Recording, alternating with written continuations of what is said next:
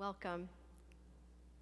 I know this is a wow moment for those of you who haven't been in our sanctuary since before the pandemic, and maybe it's your first time joining our community. Welcome to all of you, and welcome to all of you who are joining us from home or from wherever you may be. We're so glad to be welcoming a new year together. Shana Tova. Shana, the Hebrew word for year, comes from the same root as cycle. What a gift the sacred cycle of holy days is for us. We have the opportunity to look back across the year as we turn and return to ourselves and to each other, to what holds and transcends us all, and what binds us to each other. A sense of belonging to a story larger than ourselves, a tradition which spans millennia, a legacy of coming together to reflect, to strengthen and renew ourselves before we move forward into a new chapter in the book of our lives.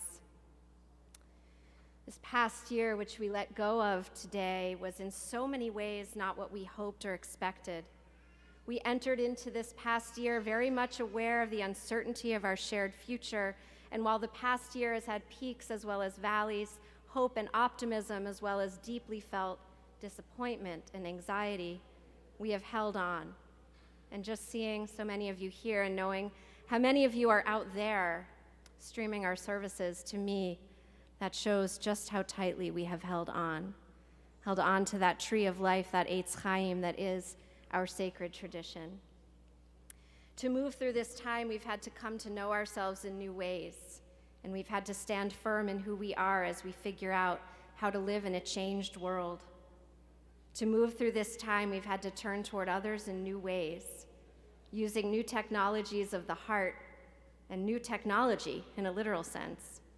To move through this time, we've had to open our eyes to what matters most, reprioritize and reorient, and recognize that we need rest and renewal in order to meet the unique challenges of this moment.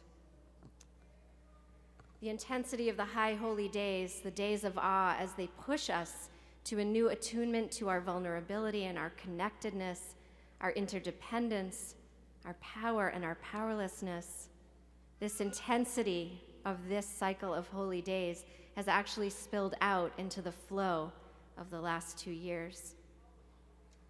Welcoming 5782, we're each bringing a complex set of emotions into this sanctuary, whether physical sanctuary or virtual. And as I say every week at Shabbat services, every one of you is welcome here from wherever you are coming, emotionally, spiritually, Jewishly. You are home now. You are home with an ancient tradition and people which you were either born into or chose to become a part of and connected to. You are home because the dawn of a new year calls us home to ourselves through our connections with each other, with ancient melodies and words and rituals, with God. Welcome home. We're so glad to have you. We're so glad to be with you.